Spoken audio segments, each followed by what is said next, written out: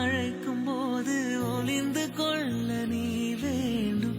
தாவணி குடை பிடிப்பாயா? அன்பே நான் உறங்க வேண்டும். அழகான இடம் வேண்டும். கண்களில் இடம் கொடுப்பாயா?